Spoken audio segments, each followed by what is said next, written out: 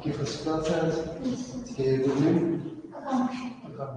ठीक है, कल जो क्लास हुई थी आपकी कोडिंग देख लीजिए एक बार। कल इकोनॉमी की फर्स्ट क्लास थी, इम्पोर्टेंट है वो। उसमें स्ट्रक्चर डिस्कस किया था हमने कि इकोनॉमी है क्या, कैसे हमने इस सब्जेक्ट को अप्रोच करना है। कोई डाउट लास्ट क्लास में जो हमने डिस्कस किया?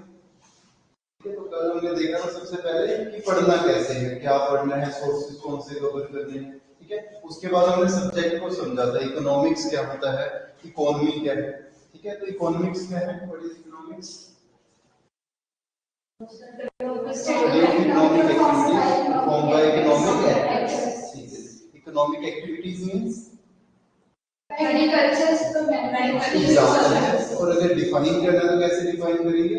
Means organisation of resources. ठीक है, ऑर्गेनाइज कैसे करते हैं हम रिसोर्सेज को? प्रोडक्शन, डिस्ट्रीब्यूशन और कंजम्पशन के साथ। और रिसोर्स क्या है? Anything that can be put to use to satisfy human needs. जो हमारी जरूरतों को पूरा करने के लिए हम इस्तेमाल नहीं कर सकते हैं किसी भी चीज को, उसको रिसोर्स कहेंगे। ठीक है, और रिसोर्सेज कितने तरह के होते हैं? 3 तरह के। कौन कौन से? फिजिकल रिसोर्स, ह्यूमन रिसोर्स और कैपिटल या फिर मॉनेटरी रिसोर्स कहा जाता है। चैलेंजेस क्या है इकोनॉमी के? नीड्स अनलिमिटेड है और रिसोर्सेज लिमिटेड है। और रिसोर्सेज के अल्टरनेटिव यूज भी है, मतलब एक ही रिसोर्सेज को आप ज्यादा जगह यूज कर सकते हो। ठीक है, तो ये सेकंड इंपॉर्टेंट चैलेंज है उसका। तो ओवरकम करने के लिए हर एक कंट्री ने अलग अलग मेथड्स यहाँ पर यूज किए। हमने देखा था कि कोई बोल रहा है हाँ कि इकोनॉमिक एक्टर्स कौन से होंगे। इकोनॉमिक एक्टर्स किसको बोलेंगे? जो इकोनॉमिक डिसीजंस लेते हैं। ठीक है, इकोनॉमिक डिसीजन जैसे गवर्नमेंट, प्राइवेट सेक्टर, हाउसहोल्ड। ये 3 इंपॉर्टेंट है। हाउसहोल्ड, इंडिविजुअल भी हम उसको कवर करते हैं। ठीक है, तो ये है आपके इकोनॉमिक एक्टर्स। अब सबसे पहले फादर ऑफ इकोनॉमिक्स कौन थे? Adam Smith. ठीक है, एडम स्मिथ को कंसीडर किया जाता है बिकॉज़ उन्होंने बुक लिखी थी। कौन सी बुक थी? The nature and the cause of wealth of nation. ठीक है, उसमें उन्होंने बताया कि कोई भी देश अमीर या गरीब क्यों होता है। तो तब माना जाता है कि देश के अमीर या गरीब होने के पीछे का कारण क्या है? रिसोर्सेज का होना। जिसके पास जितने ज्यादा रिसोर्सेज होंगे वो उतना ज्यादा अमीर होता जाएगा। बट एडम स्मिथ ने क्या देखा कि ऐसा नहीं है। जो अपने जिसको पता है कि रिसोर्सेज का इस्तेमाल कैसे करना है और टेक्नोलॉजी है, वो ज्यादा अमीर होंगे। जो एफिशिएंटली अपने रिसोर्सेज को यूज करेगा वो रिच कंट्री बनता जाएगा। ठीक है ना? और फिर उसने क्या कहा कि अगर एफिशिएंटली यूज करना है तो इकोनॉमिक एक्टर्स में से प्राइवेट जो सेक्टर है उसके हाथ खोल दो। ठीक है ना? तो what to produce, how to produce, for whom to produce, private sector decide करेगा। और प्राइवेट सेक्टर कैसे डिसाइड करता है? On the basis of market forces. ठीक है, मार्केट फोर्सेस क्या है? एक मार्केट फोर्स होती है आपकी डिमांड, दूसरी मार्केट फोर्स है सप्लाई। डिमांड और सप्लाई के ऊपर से इन्होंने यहां पर लिखा। ठीक है, और स्टेट की क्या रिस्पांसिबिलिटी होगी? सरकार के 2 काम है। एक तो है प्रोटेक्शन करना। प्रोटेक्शन किसकी? किस चीज की? Protection of boundary, external boundary, उसकी प्रोटेक्शन करने में कि बाहर से हमारे ऊपर कोई हमला ना हो। ठीक है, दूसरा internal law and order maintain करना। ठीक है ना? तो हम इस स्टेट को क्या बोलते हैं? जो ऐसी एडम स्मिथ एडवोकेट कर रहे हैं, ये है एक तरीके की कैपिटलिस्ट इकोनॉमी। ठीक है ना? और कैपिटलिस्ट यहां पर जो स्टेट इमर्ज हुई उसको हम बोलते हैं लेसिस फेयर स्टेट। ठीक है, एडम स्मिथ ये कल हमने नहीं लिखा था, ये टर्म या इंपॉर्टेंट है, laces faire state. Adam Smith जिस स्टेट की बात करते हैं जहां पर सारी पावर प्राइवेट सेक्टर के हाथ में है, गवर्नमेंट की इंटरफेरेंस बहुत कम है, उस स्टेट को क्या कहा जाएगा? Laissez faire state. ठीक है, तो ये क्या है? स्टेट वेयर मिनिमम और no interference by the government, minimum और no interference by the government. ऐसी स्टेट की बात करते हो, सारा पावर किसके हाथ में है? Private sector. ठीक है, तो ये हमने देखा। तो सबसे पहला कंट्री कौन सा था जिसने कैपिटलिज्म में रिप्लेस किया? यूएसए। अमेरिका ने कैपिटलिज्म कैपिटलिज्म एम्ब्रेस कर लिया था, ठीक है। तो अमेरिका के साथ साथ जो बाकी के वेस्टर्न यूरोपियन कंट्रीज हैं उन्होंने भी उसको एम्ब्रेस करना शुरू कर दिया, ठीक है। तो दिक्कतें क्या आ रही थी कि जब आप चीजें प्रोड्यूस कर रहे हो तो उसमें जो ओनर है पेट्रो प्रोडक्शन के वो तो अमीर होते जा रहे हैं और जो लेबर क्लास है, वर्किंग क्लास है, वो क्या है, गरीब होते जा रहे हैं, ठीक है। तो उस समय उन्होंने देखा कि नहीं, ये सिस्टम क्या एक्सप्लॉयटेटिव है। तभी यूरोप में एक दूसरा स्कूल ऑफ थॉट आता है जिसको कार्ल मार्क्स एडवोकेट कर रही है। वो बोल रहे हैं कि इकोनॉमिक डिसीजन कौन लेगा, सरकार लेगी। सरकार कैसे होगी, वर्कर्स की सरकार, जहां पर लोग पार्टिसिपेट करेंगे जो काम करने वाले हैं, ठीक है। What to produce, how to produce कौन डिसाइड करेगा, वर्कर डिसाइड करेंगे आगे। तो सोशलिज्म आता है, सबसे पहले सोशलिज्म कहां आता है, रशिया, यूएसएसआर, हमने टर्म यूज करनी है, यूएसएसआर में सोशलिज्म आ रहा है। और वहां पर क्या बोला जाता है कि to each according to his needs, जिसकी जितनी ज्यादा जरूरत है उसको उतना ज्यादा दे दो, and from each according to his capacity, जो जितना ज्यादा काम कर रहा है उससे उतना ज्यादा चीजें ले लो। इस तरीके से हमने काम करना, तो ऐसे स्टेट को क्या कहेंगे हम, ये सोशलिस्ट स्टेट, ठीक है। तो देखा सोशलिज्म में इनएफिशिएंसी आ जाती है, जब सब कुछ सरकार दे रही है तो सिस्टम इनएफिशिएंट बन जाएगा, ठीक है। तो दोनों का मिक्सचर क्या बन गया आपका, मिक्स इकोनॉमी, ठीक है। तो ये इकोनॉमी है, कैसे इकोनॉमिक्स के लॉज एक ज्योग्राफी के ऊपर जब अप्लाई किए जाते हैं तो उसको इकोनॉमी बोला जाता है, ठीक है ना। तो ये कल हमने देखा था, क्लियर है ना, ये देखिए तो अच्छे से रिवाइज करना जितना हमने किया था। नेक्स्ट देखो जो इंपॉर्टेंट टॉपिक है हमारा वो है आपका growth and development. Excuse me sir, yes ma'am. Sir वो एक अभी जो कैपिटलिज्म का आपने बताया था, हाँ जी, फिर उसमें वो स्टेट बाउंड्रीज वाला पॉइंट एक बार दोबारा रिपीट कर देगा सर। स्टेट बाउंड्रीज का मतलब क्या है कि उस समय देखो, जब आप देखते हो ना तो क्या कैसे चल रही थी, किस समय की बात हो रही है, 1776, उसके बाद 1850, ये वाला जो पीरियड है ना, इस पीरियड को हम बोलते हैं सबसे पहले था आपका मर्चेंटाइल कैपिटलिज्म।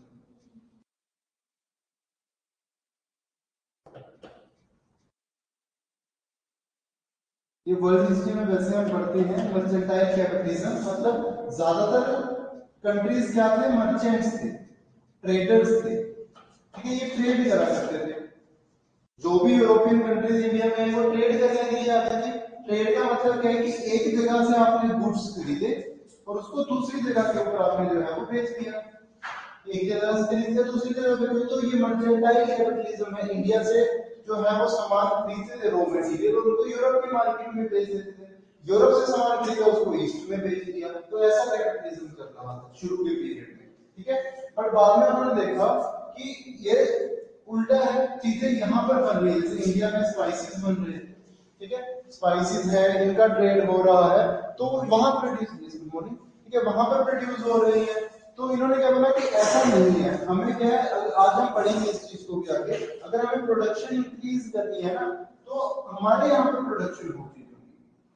इसको ऐसे समझो कि जब ये वाला पीरियड था तो कंट्रीज कैसे सोचते थे, हमारा जो 1700-1800 वाला पीरियड है ना, पूरे वर्ल्ड की ट्रेड में अगर हम देखें तो सबसे ज्यादा हिस्सा India, China, east Asian countries का होता है, हिस्ट्री में पढ़ोगे आप ये सारा, ठीक है। बट धीरे धीरे करके यूरोप की डोमिनेंस बढ़नी शुरू हो गई, एशिया की डिक्लाइन होनी शुरू हो गई। उसके पीछे का कारण क्या था, क्योंकि यूरोपियन कंट्रीज ने एफिशिएंटली यूज करना शुरू कर दिया रिसोर्सेज का, इंडस्ट्रियल रेवोल्यूशन यूरोप में आता है, ठीक है ना। तो पहले तो चीजें यही बन रही है, हमारे यहाँ पर स्पाइसेस बन रही है, टेक्सटाइल बन रहा है, ठीक है, हाथ के कारीगरी के जो काम थे उनको यूरोप की मार्केट में बेचा जाता था। जब एक जगह की चीजें दूसरी मार्केट में जाती है ना तो उधर के कल्चर को इन्फ्लुएंस करती है वो चीजें। कल्चर समझते हो ना, वे ऑफ लाइफ, कि हम क्या खाते हैं, क्या पहनते हैं ये। अब जब जैसे इंडिया में भी वेस्टर्न कल्चर आ रहा है, उसके पीछे आने का कारण क्या है, वहां पर जो चीजें वो यूज करते थे अब हमारे यहाँ पर अवेलेबल है, हम जीन्स, शर्ट, टी शर्ट ये पहनते हैं। तब जब एक जगह की चीजें दूसरी जगह के ऊपर आती हैं, लोग आती हैं, तो अपने साथ कल्चर भी वो लेकर आते हैं, ठीक है ना। तो ये सब हो रहा था। अब उन्होंने बोला कि वहां पर क्यों बने, इंडिया में चीज बन रही है, यूरोप में बिक रही है, तो फायदा इंडियंस को हो रहा है, हम कहां पर मैन्युफैक्चर करेंगे उसको, यूरोप में, ठीक है ना। तो यूरोप में मैन्युफैक्चर करेंगे, मतलब अब पहले फिनिश गुड्स का ट्रेड होता था इनिशियली, ठीक है, बाद में उन्होंने किसका ट्रेड शुरू कर दिया, रॉ मटेरियल, कि यहाँ से कच्चा सामान लो, उसको यूरोप में बनाओ, उसको बाद में फिर से यहाँ पे बेचेंगे अब फिनिश गुड्स में, ठीक है। ऐसा ट्रेड हो रहा था। यूरोप ने अपने रिसोर्सेज को यूज करना शुरू कर दिया, ठीक है। फिर बाद में उन्होंने क्या बोला कि डिमांड तो बहुत ज्यादा है सोसाइटी में, आप एक चीज बना रहे हो, खरीदने वाले बहुत सारे लोग हैं, ठीक है ना। अब उन्होंने बोला कि नहीं, हमें क्या करना है कि जो दूसरा कंट्री है जिसके पास रिसोर्सेज है, रिसोर्सेज है ना, जैसे एक ए कंट्री है, ये बी कंट्री है, इनके पास रिसोर्सेज है, पहले अपने यूज किए, फिर दूसरे कंट्री के रिसोर्सेज के ऊपर अपना कंट्रोल एस्टेब्लिश करना शुरू कर दिया। जैसे इंडिया के साथ आया, यूरोपियंस ट्रेड करने के लिए इंडिया आए थे, ट्रेड करने के बाद उन्होंने पॉलिटिकल पावर को कंट्रोल करना शुरू कर दिया, ठीक है। तो इस पीरियड को हम बोलते हैं पीरियड ऑफ इंपीरियलिज्म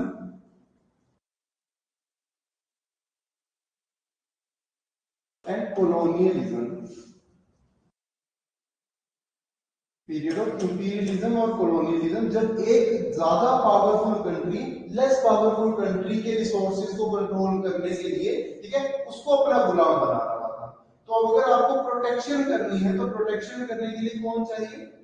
सरकार।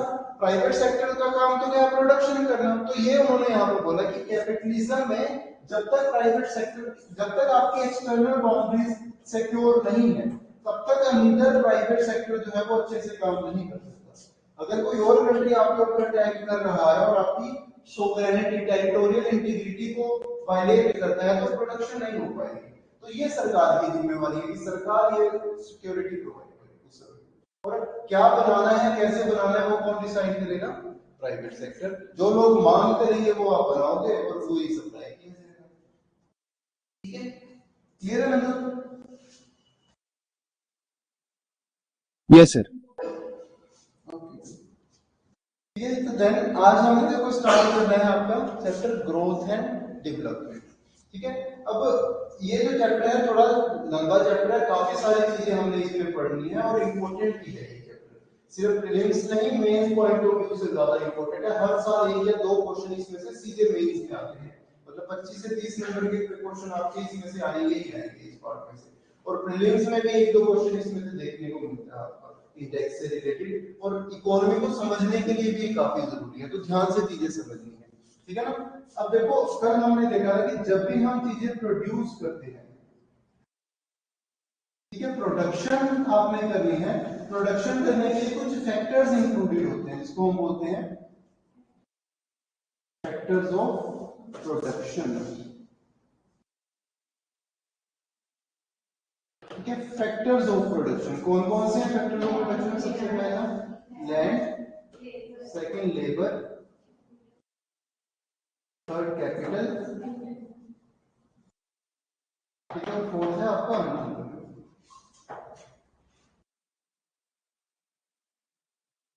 ठीक है, अब सपोज मैं गाड़ियां बनाना चाहता हूं, तो मैं एक फैक्ट्री लगाऊंगा, कार मेकिंग फैक्ट्री, ठीक है। और फैक्ट्री लगाने के लिए सबसे पहले जमीन लूंगा, काम करने के लिए लेबर हायर करूंगा, पैसा इन्वेस्ट करूंगा, ये सब चीजें चाहिए ना। अब सपोज इन सब को यूज करके एक साल मैंने 100 कार्स बनाई, कार की जगह हम पेन कर लेते हैं, छोटा कैलकुलेशन रहेगी, नहीं तो फिर कार की प्राइस बढ़ जाएगा, ठीक है। हम पेन प्रोड्यूस कर रहे हैं, एक इकोनॉमी में हमने 100 पेन बनाए और एक पेन की कॉस्ट कितनी है? 10 रुपीज, 10 रुपए का एक पेन है। तो प्रोडक्शन कितनी हो रही है? 100 यूनिट। अब अगर मैं ग्रोथ चाहता हूं कि मेरे कंट्री में ग्रोथ हो, तो मुझे क्या करना पड़ेगा? प्रोडक्शन बढ़ानी पड़ेगी। आज 100 बना रहा हूं, कल 200 बनाऊंगा, फिर 300 बनाऊंगा, फिर 400 बनाऊंगा। जैसे ही नंबर ऑफ गुड्स बढ़ने शुरू हो जाएंगे, तो मैं क्या बोलूंगा कि इकोनॉमिक ग्रोथ हो रही है, प्रोडक्शन बढ़ रही है, ठीक है। डिमांड भी होगी उसमें, ठीक है। अभी देखेंगे, अभी सिर्फ इतना समझोगे ग्रोथ, हाँ डिमांड चाहिए, बहुत ऑब्वियस है कि मैं बनाता जा रहा हूँ, लोग खरीद भी रहे हैं, तो प्रोडक्शन कम हो जाएगी, ठीक है। अभी हमें समझना क्या है कि ग्रोथ क्या है। ये क्वांटिटेटिव कंसेप्ट है, जब नंबर ऑफ, ठीक है, गुड्स जो हम प्रोड्यूस कर रहे हैं वो बढ़ने शुरू हो जाते हैं, सिर्फ क्वांटिटी में इंक्रीज हो रही है, ठीक है ना। सिंपल टर्म में अभी नंबर देख लो, अभी आप जो है 7 स्टूडेंट हो क्लास में, फिर 8 हो जाएंगे, 9 होंगे, 10 होंगे, नंबर ऑफ स्टूडेंट्स बढ़ते जा रहे हैं, तो हम उसको क्या कहेंगे कि यहाँ ग्रोथ हो रही है इंस्टीट्यूट की, ज्यादा बच्चे यहाँ पर एडमिशन ले रहे हैं, ठीक है। तो ये सिंपल ग्रोथ है, नंबर ऑफ स्टूडेंट्स बढ़ रहे हैं, या फिर नंबर ऑफ गुड्स जो हम प्रोड्यूस कर रहे हैं वो बढ़ रहा है, सिंपल थिंग्स टर्म्स में। नेक्स्ट थिंग इज डेवलपमेंट, ठीक है ना। डेवलपमेंट का मतलब क्या है कि सिर्फ चीजें बढ़ ही नहीं रही, उसका जो सोसाइटी के ऊपर है वो भी एक पॉजिटिव असर हो रहा है, लोगों की वेलबींग बढ़ रही है। वेलबींग का मतलब क्या है कि अब वो हेल्थी हैं, एजुकेटेड हैं, ठीक है ना, और उनका स्टैंडर्ड ऑफ लिविंग अच्छा है। तो अगर स्टैंडर्ड ऑफ लिविंग भी बढ़ेगा, लोगों की हेल्थ बढ़ेगी, एजुकेशन स्टैंडर्ड बढ़ेंगे, तब हम क्या बोलेंगे कि इकोनॉमी में क्या हो रही है, डेवलपमेंट हो रही है।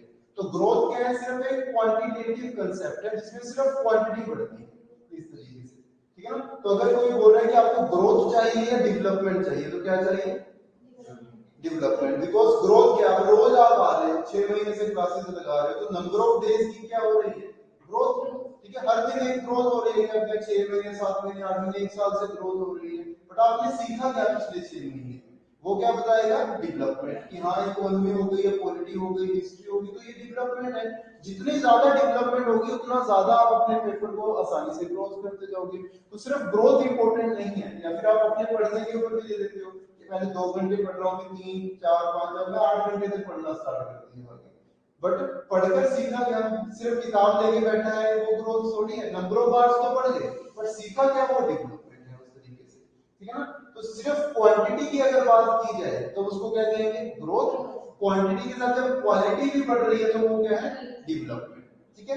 अब जब हम हिस्ट्री में देखते हैं ना, तो टाइम टू टाइम जो है वो, जब हम कंट्रीज को कंपेयर करेंगे, जैसे कौन सा कंट्री ज्यादा अमीर है, कौन सा कंट्री गरीब है, तो उसमें हम ग्रोथ को ज्यादा इंपॉर्टेंस देते थे हिस्टोरिकली। जब देखें, जब कॉलोनियलिज्म का, इंपीरियलिज्म का समय था, एडम स्मिथ ने भी बोला कि वो कंट्री अमीर होगा जो एफिशिएंटली यूज करेगा अपने रिसोर्सेज को यूज करके क्या करेगा, वो प्रोडक्शन।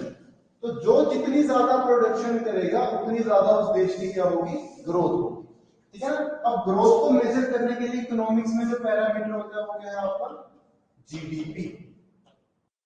जीडीपी क्या है, gross domestic product,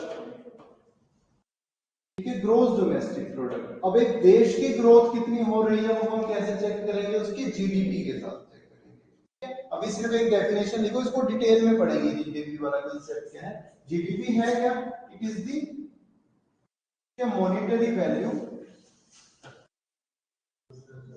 of all the final goods and services, all the final goods and services produced within the domestic territory of a country.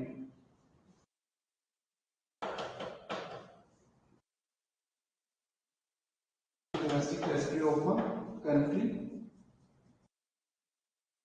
during a period of time.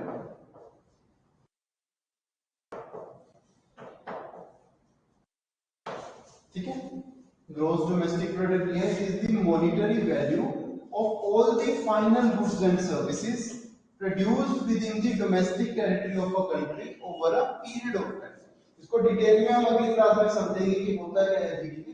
अभी बस ये याद रखना कि अगर मैं चाहता हूं कि ग्रोथ हो किसी देश की, तो मैं क्या देखूंगा उसमें, जीडीपी, ठीक है। अभी सिर्फ आप फोकस करो monetary value of final goods and services, जैसे पहले में क्या है, 100 पेन बना रहा था, एक पेन कितने का है, 10 रुपए का, तो मेरी जीडीपी कितने की हो जाएगी, 1000 रुपए। सिर्फ पेन बन रहा है मेरी इकोनॉमी में, ठीक है। अब अगर मैं पेन बनाने शुरू कर दूंगा 200, 200 पेन प्रोड्यूस कर रहा हूं, तो 10 रुपीज एक पेन की कॉस्ट है, तो जीडीपी कितनी हो जाएगी, 2000 रुपीज, ठीक है। तो मतलब मेरे देश में ग्रोथ हो रही है, नंबर ऑफ गुड्स मैं ज्यादा प्रोड्यूस कर रहा हूं, ठीक है ना। अब ये देख लो पहले इकोनॉमिक ग्रोथ क्या है। इकोनॉमिक ग्रोथ सिंपली क्या है, increasing production.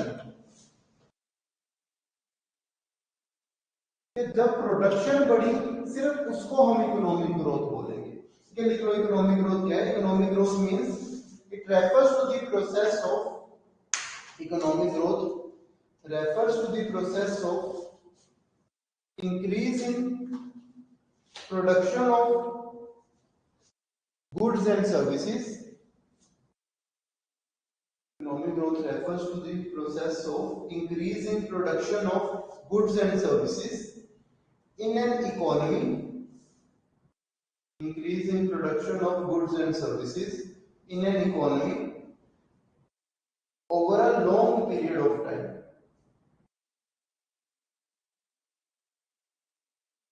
In an economy over a long period of time, then it refers to, second point is mentioned, it refers to persistent increase in,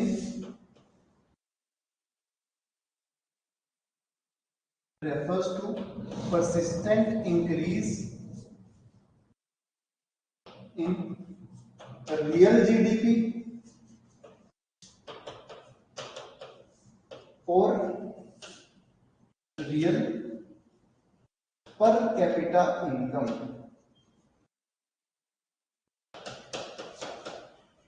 It refers to persistent increase in real GDP और real per capita income. ठीक है ना? Per capita income का मतलब क्या है कि जब पर पर्सन, अब सपोज हम देख रहे हैं कि पूरी क्लास जो है वो 10,000 रुपए कमाती है, ठीक है, 10,000 रुपए पूरी क्लास कमा रही है, तो उसमें से अगर हम ये देखें कि हम सबको डिवाइड करें, 10 स्टूडेंट है, 10,000 रुपए कमा रहे हैं, तो एक बच्चा कितना कमाएगा? 1,000 रुपए। पर कैपिटा इनकम कितनी हो जाएगी?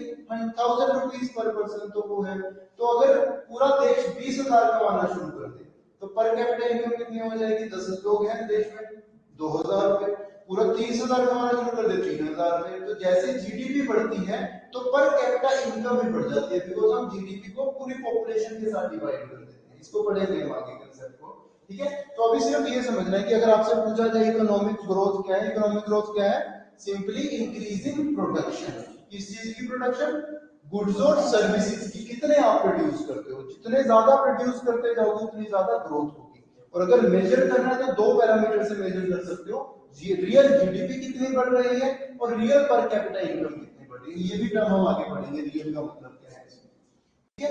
अब इकोनॉमिक डेवलपमेंट क्या होता है कि सिर्फ प्रोडक्शन ही नहीं बढ़ रही, मेरी इनकम नहीं बढ़ रही, इनकम के साथ साथ मेरा क्या है? वेलबींग भी बढ़ रहा है, मतलब सोशल बेनिफिट भी हो रही है सोसाइटी की। सिर्फ पैसा ही नहीं कमा रहे, ठीक है, देश जो है उसके नागरिकों की जो हेल्थ स्टैंडर्ड्स हैं, एजुकेशन स्टैंडर्ड्स हैं, स्टैंडर्ड ऑफ लिविंग वो बढ़ रहा है, ठीक है। एक सिंपल यहाँ पर टर्म हम पढ़ेंगे, standard of living. Standard of living का मतलब क्या होता है? स्टैंडर्ड ऑफ लिविंग का मतलब क्या है?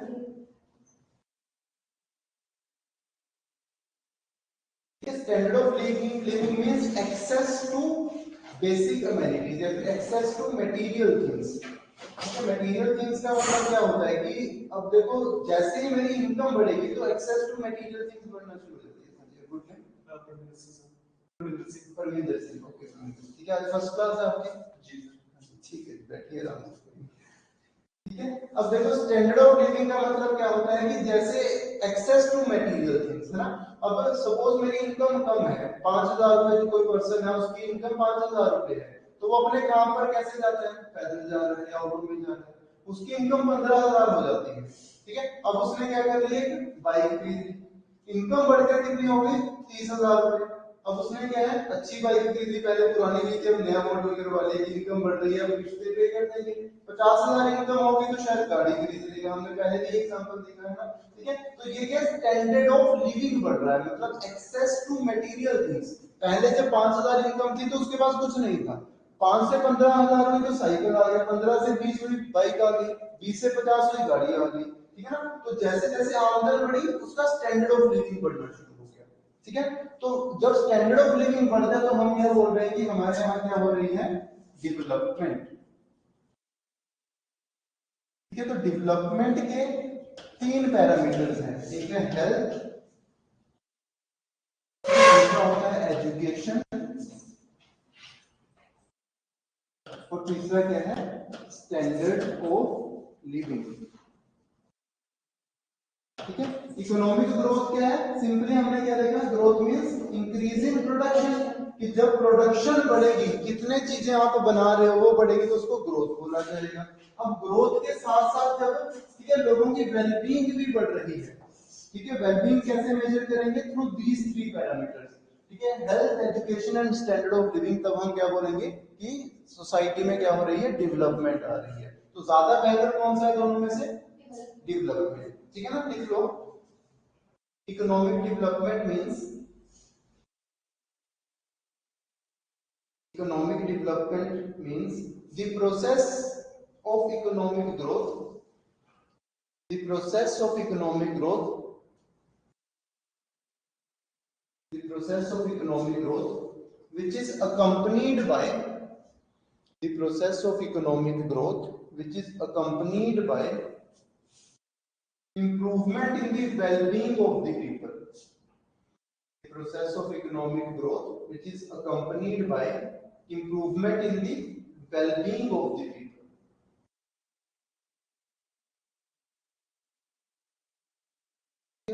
नेक्स्ट एक पॉइंट और लिखो, it also refers to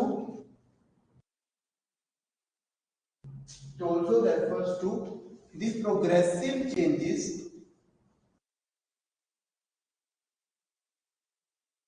it also refers to the progressive changes in the socio and economic structure of the society.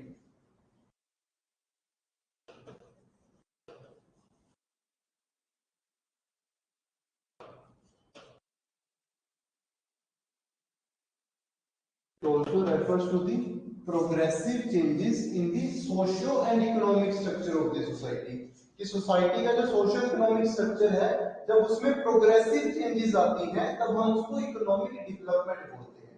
ठीक है, अब प्रोग्रेसिव चेंजेस का मतलब क्या है, दो चीजें यहां पर आई, कहां पर चेंज लेकर आना है हमें, सोशल स्ट्रक्चर में और इकोनॉमिक स्ट्रक्चर में। तो सोशल चेंज क्या हो सकता है,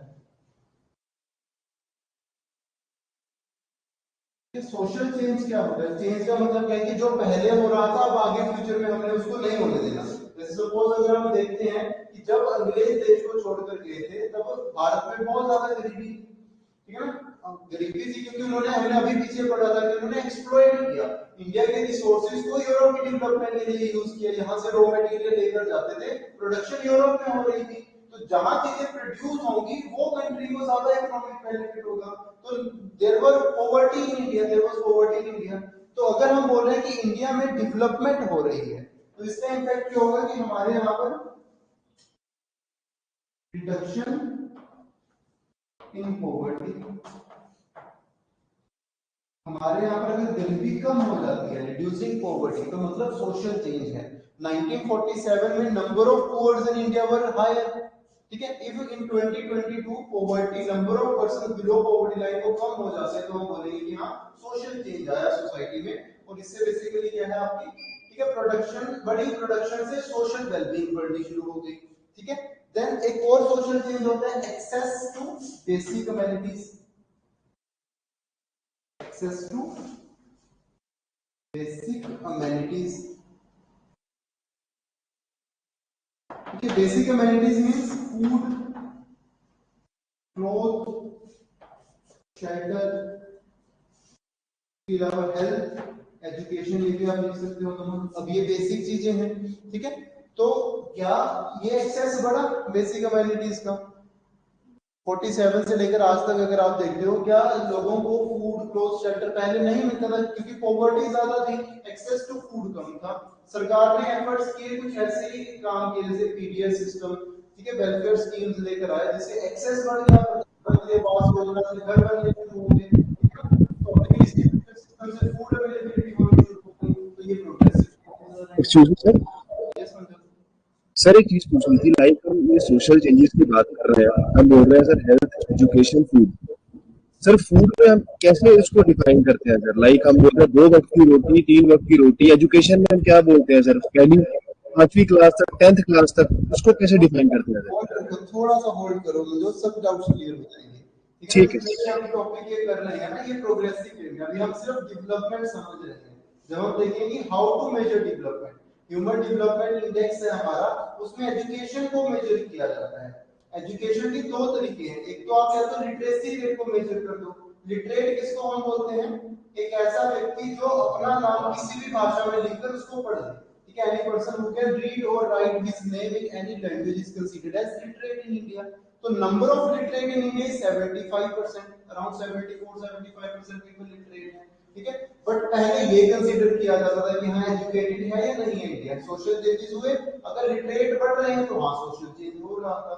एचडीआई ने 2010 में चेंज कर दिया इसको कि ऐसे तो कोई भी किसी को 5 मिनट प्रैक्टिस करवाओ अपना नाम लिखना सिखा दो वो कर लेगा, तो उससे वो लिटरेट थोड़ी हो गया।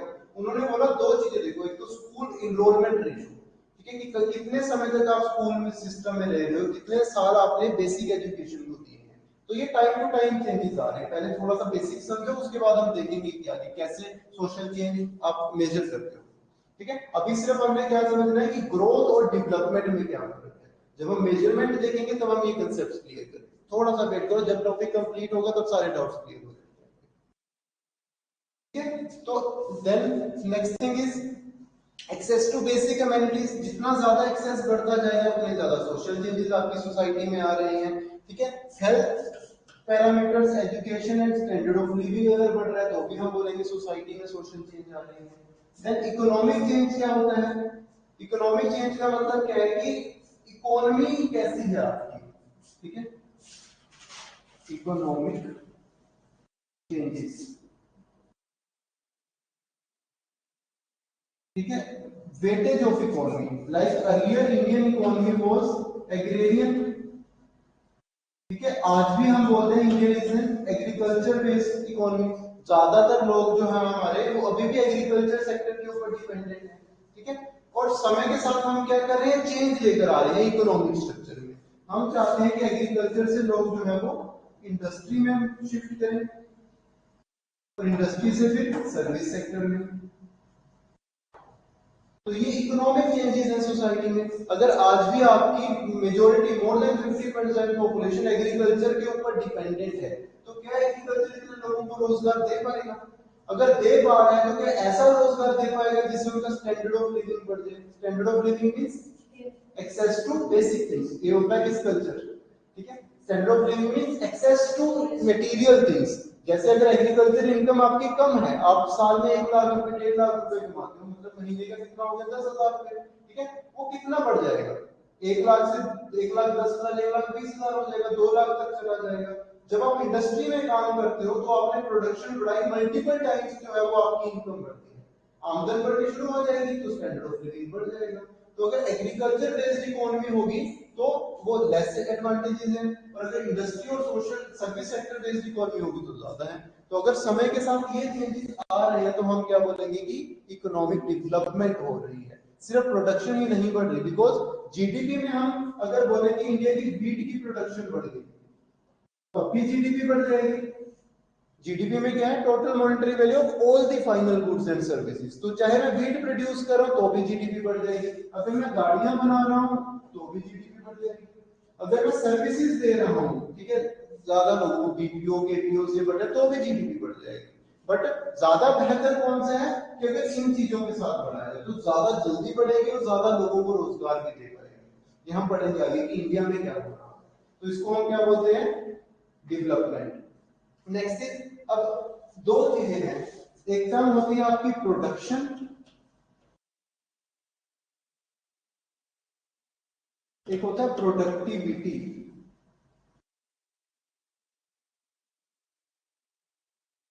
ठीक है। प्रोडक्शन और प्रोडक्टिविटी, प्रोडक्शन मींस पहले एक पीस ऑफ लैंड में से, ठीक है, सपोज 1 एकड़ ये पीस है, 1 एकड़ एरिया है, इसमें से आपके 5 टन प्रोड्यूस हो रहे हैं, ठीक है।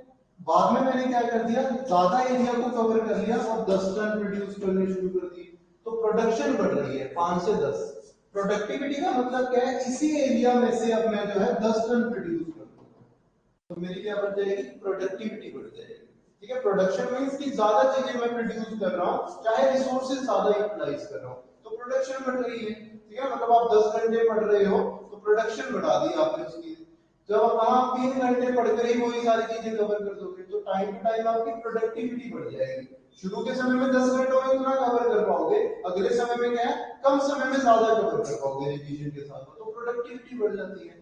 तो जब एक देश में प्रोडक्शन और प्रोडक्टिविटी दोनों बढ़ रही है तो हम क्या बोलेंगे, क्या आ रहा है, इकोनॉमिक चेंज आ रहा है उसमें। और ये कैसे बढ़ेगी दोनों चीजें, with the help of technology, जितनी बेहतर टेक्नोलॉजी होगी उतनी ज्यादा प्रोडक्शन और प्रोडक्टिविटी को बढ़ा सकते हैं। जैसे पहले लोग एग्रीकल्चर करते थे तो हल से, ठीक है, बैल से जो है खेत को जोता जाता था, तो प्रोडक्शन नहीं बढ़ पाएगी। मैकेनाइज्ड एग्रीकल्चर हो गया, ट्रैक्टर के साथ हमने प्रोडक्टिविटी बढ़ा दी।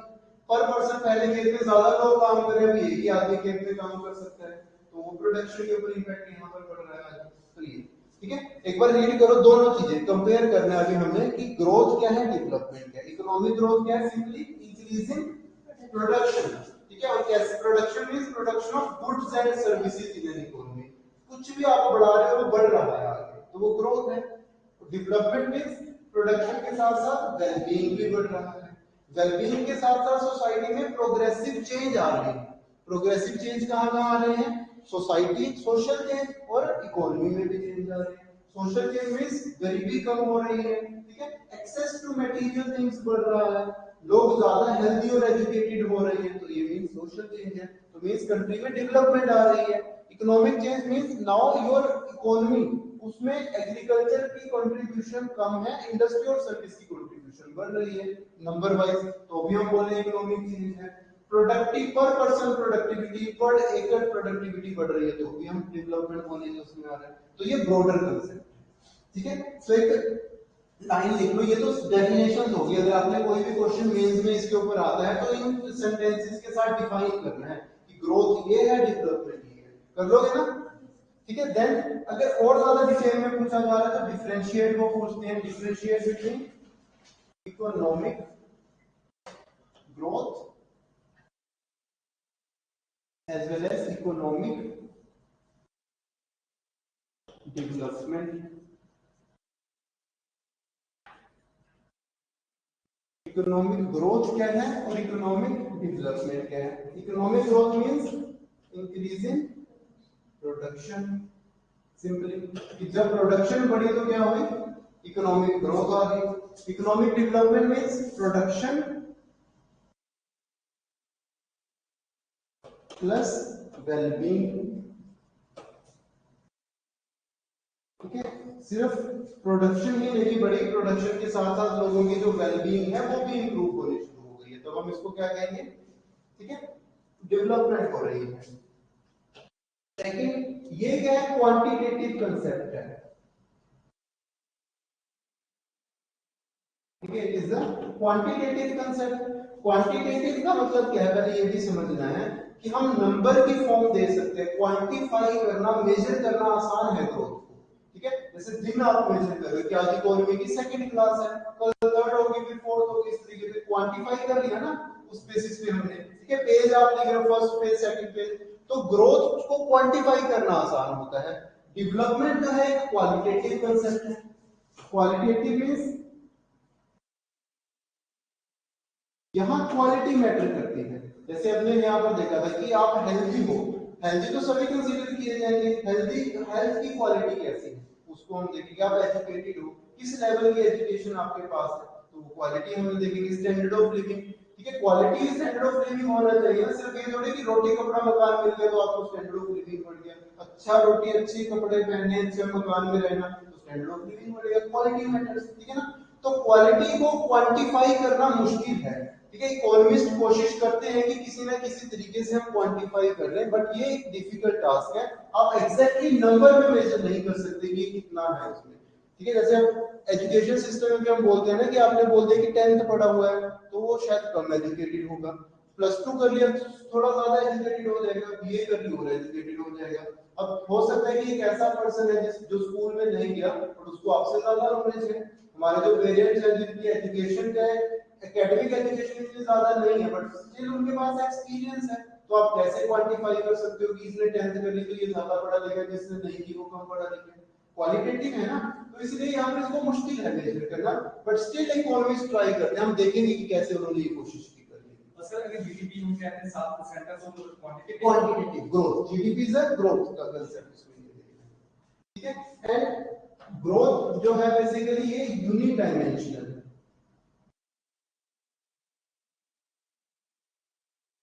growth is a unidimensional concept because we are taking into account only one dimension, which dimension, economic dimension, कि सिर्फ पैसे बढ़े, ज्यादा गुड्स प्रोड्यूस करो, ज्यादा पैसे कमाओ, बस ये है। ये क्या है, मल्टी डायमेंशनल कंसेप्ट है।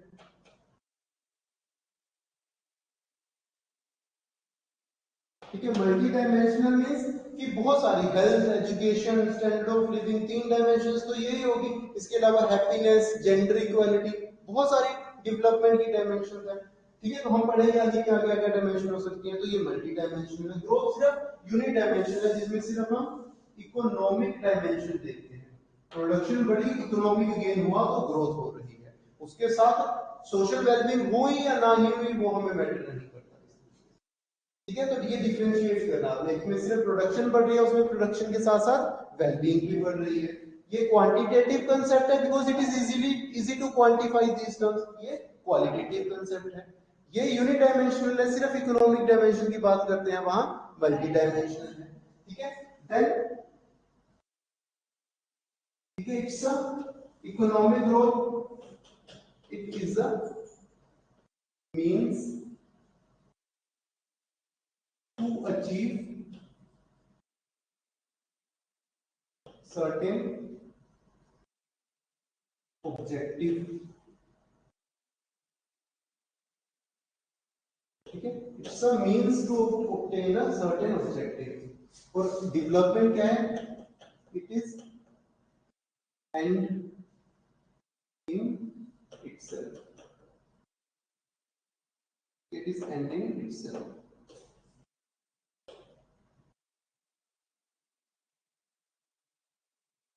अब इसका मतलब क्या है, मीन्स का मतलब क्या है कि तरीका। अब आप पढ़ने के लिए यहाँ पर आ रहे हो, ठीक है, पहले स्कूल में पढ़ रहे थे, फिर कॉलेज में पढ़ रहे हो, फिर कोचिंग ले रहे हो, क्यों पढ़ रहे हो, क्या करना चाहते हो, इकोनॉमिक्स। क्यों पढ़ने आए, कोचिंग क्यों लेनी है, पेपर क्लियर करना, क्या बनना है, आईएएस, आईपीएस, एचएएस। ठीक है, जो जिस स्टेट को बिलोंग कर रहे हो, पीसीएस बनना है, यही ऑब्जेक्टिव है ना। तो एंड तो वो है जो आपने अचीव करना है, उसका रास्ता क्या है, ये पहले 10th करी, +2 करी, ग्रेजुएट करोगे, तब जाकर पेपर में अपीयर होगे। ठीक है, अगर सिर्फ इकोनॉमिक्स ही पढ़ना है तो उसका मतलब क्या है कि आप सिर्फ ये चीज एंजॉय करोगे, आप मैंने इकोनॉमिक्स पढ़ना है, पेपर हो गया तो वो बाद में देखेंगे। बट जब भी हम कोई काम करते हैं तो हमारे पास एक एम होता है, एंड होता है, जिसको हमने अचीव करना है। ठीक है ना, तो आपका एंड क्या है, क्वालिफिकेशन सिलेक्शन लेना है आपने किसी भी लेवल के ऊपर, और मींस क्या है उसका, education system, coaching is a means, उसके थ्रू आप वहां पर पहुंच सकते हो। ठीक है, ऐसे ही अगर हम इकोनॉमिक्स की टर्म्स में देखें, ग्रोथ क्या है, ये मींस है। जब पैसे होंगे तभी डेवलपमेंट हो पाएगी ना। अब आप बोल रहे हो कि एजुकेशन दो, स्टैंडर्ड ऑफ लिविंग दो, आप गाड़ियां कहां से दे, जब काम ही नहीं करता। जब इनकम बढ़ेगी तभी वो कार खरीद पाएगा, तभी एसी खरीद पाएगा, स्टैंडर्ड ऑफ लिविंग बढ़ाएगा। ठीक है, तो ये हम बोलते हैं। ठीक है, ये एक मींस है, बिना इसके आप ये नहीं कर सकते। ठीक है, सिर्फ पैसा कमा कर क्या करोगे, कोई भी पैसा कमाता तो क्यों कमा रहा है, अपने स्टैंडर्ड ऑफ लिविंग को बढ़ाने के लिए, अपने बच्चों को अच्छी एजुकेशन देने के लिए, अच्छी हेल्थ स्टैंडर्ड देने के लिए, तभी हम पैसा कमाते हैं ना। तो हम बोलते हैं कि सिर्फ एक रास्ता है, और हमें करना क्या है, डेवलपमेंट ही करनी है, जो हम यहाँ पर चाहते हैं एंड हमें वो है। तो ये एंड इन इटसेल्फ है, हर कोई इस तरफ आना चाहता है। कुछ कंट्रीज, डेवलप्ड कंट्रीज है, जिन्होंने वो कर लिया है, कि जहां पर ऑलरेडी वो लेवल अचीव हो गया, उनके लोग एजुकेटेड हैं, हेल्थी हैं, उनका स्टैंडर्ड ऑफ लिविंग अच्छा है, बिकॉज हर घर में कार, एसी, फ्रिज, ये सब कुछ मिल जाएगा, पॉवर्टी कम है, इंडस्ट्री का कंट्रीब्यूशन ज्यादा है इकोनॉमी में, तो वो डेवलप्ड कंट्रीज हो जाते हैं। कुछ है डेवलपिंग कंट्रीज जो अपने लोगों को ये सब चीजें दे रहे हैं अभी समय के साथ, और कुछ अंडर डेवलपिंग है। ठीक है, जो बहुत ज्यादा नहीं है, जो अभी बिगिनिंग स्टेज के ऊपर है, जहां पर भी एग्रेरियन सोसाइटी है, रीजनल कंट्रीज हो गया। ठीक है, एशियन कंट्रीज भी हैं ऐसे, तो वहां पर ये चीजें होती हैं इस तरीके से। तो हम बोलेंगे कि ग्रोथ क्या है, एक मीन्स है, और वो क्या है, एंड इन इटसेल्फ। ठीक है, क्या इकोनॉमिक डेवलपमेंट के बिना ग्रोथ हो सकती है, हो सकती है, इंक्रीज ही करना है ना हमने प्रोडक्शन को। तो इकोनॉमिक ग्रोथ डेवलपमेंट के बिना हो सकती है, इकोनॉमिक डेवलपमेंट ग्रोथ के बिना नहीं हो सकती। जब तक पैसे नहीं आएंगे तब तक आप डेवलपमेंट नहीं कर सकते। लिख लो, economic growth it can be, excuse me sir. Yes sir like हम अभी बात करते हैं इसकी, economic growth is a part of economic development है सर फिर। यस, हाँ जी, हम वही हम देख रहे हैं। अभी मैंने बोला ना कि ये इकोनॉमिक ग्रोथ जो है वो अकेले कर सकते हैं, बट इकोनॉमिक डेवलपमेंट वो नहीं कर सकते। Economic growth leads to economic development, one of the important. और एक जो सर अभी हम बोल रहे हैं कि डेवलपिंग कंट्रीज और डेवलप्ड कंट्रीज आ रहे हैं सर, तो जो हम बात करते हैं डेवलप्ड कंट्रीज की, तो सर उसमें ये ऑटोमेटिकली हम इसको जो डिफरेंशिएट करेंगे वो इकोनॉमिक डेवलपमेंट के बेसिस पे करेंगे सर, या ग्रोथ के बेसिस पे करेंगे? डेवलप्ड अगर इनका हम बाइफर्केशन करते हैं सर। बाइफर्केशन करने के लिए ना इंटरनेशनल ऑर्गेनाइजेशंस हैं, जैसे वर्ल्ड बैंक डिफाइन करता है, वो इकोनॉमिक बेसिस के ऊपर ही करता है कि अगर आपकी पर कैपिटा इनकम इतनी है तो आप डेवलप्ड काउंट करोगे, अगर इससे कम है डेवलपिंग, अगर इससे भी कम है तो आप अंडर डेवलपिंग कंट्रीज होता है। तो इंटरनेशनल ऑर्गेनाइजेशन सर्टेन पैरामीटर्स देती है, उसके अकॉर्डिंग ये दिया जाता है। हम करेंगे आगे डिस्कस कि कैसे किस कंट्री को डेवलप्ड कहेंगे, किसको डेवलपिंग, किसको अंडर डेवलपिंग।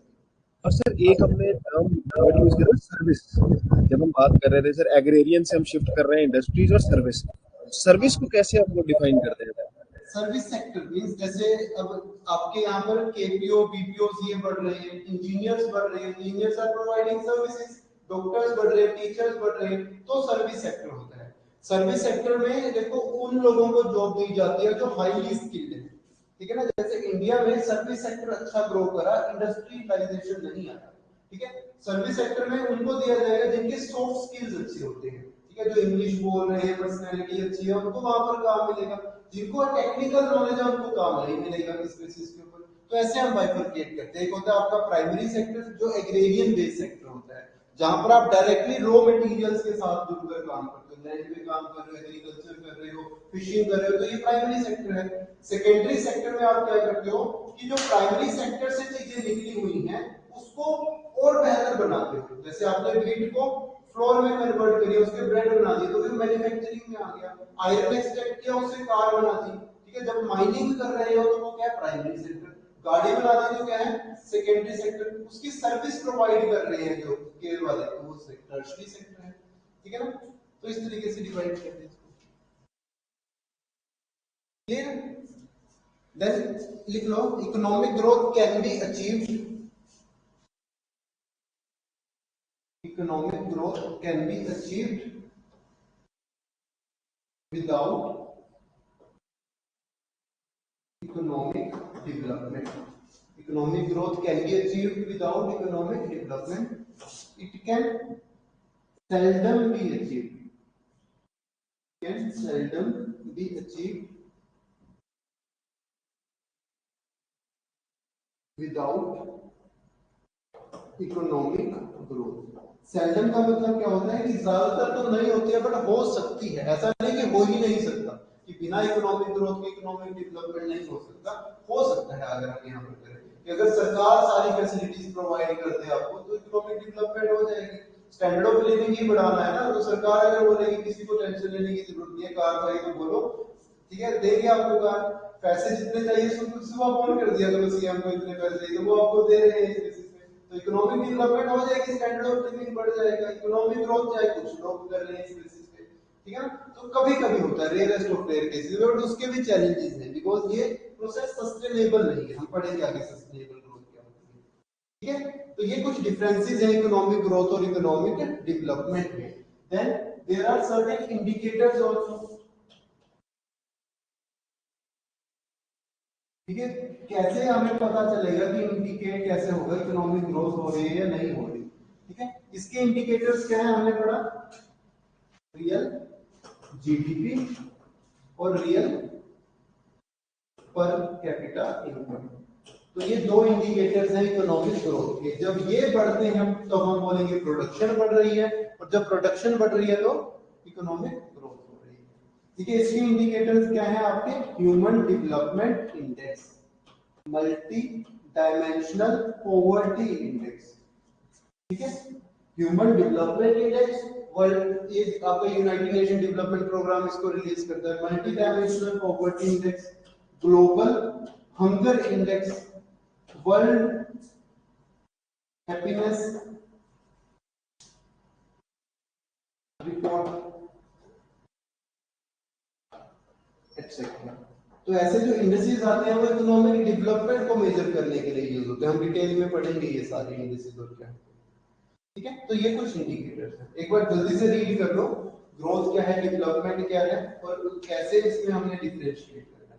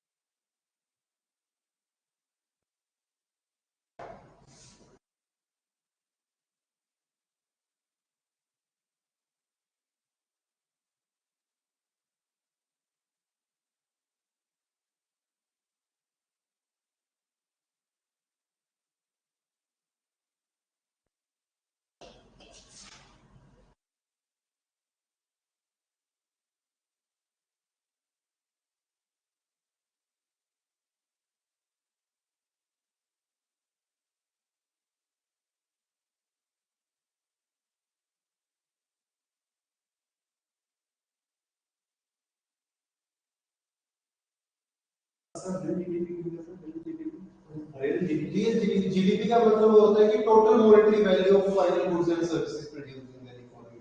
ठीक है, जीडीपी दो तरीके से होते हैं, एक नॉमिनल और एक रियल।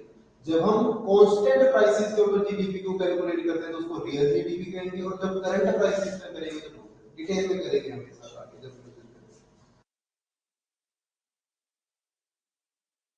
ठीक है, चलिए आगे। अब नेक्स्ट कंसेप्ट जो इसके रिगार्डिंग आता है वो है इंक्लूसिव ग्रोथ। बिकॉज हमने देखा कि टाइम टू टाइम प्रोग्रेस हुआ, पहले सिर्फ ग्रोथ को इंपॉर्टेंस दी गई। ठीक है, फिर जब लोगों ने ग्रोथ अचीव करी तो देखा कि डेवलपमेंट नहीं आ रही है, कुछ कंट्रीज में डेवलपमेंट आई ग्रोथ के साथ, कुछ में नहीं आई, इस तरीके से, है ना। तो अब जब डेवलपमेंट भी आ रही है तो हम बोल रहे हैं कि डेवलपमेंट कैसी होनी चाहिए, ग्रोथ या फिर डेवलपमेंट कैसी होनी चाहिए।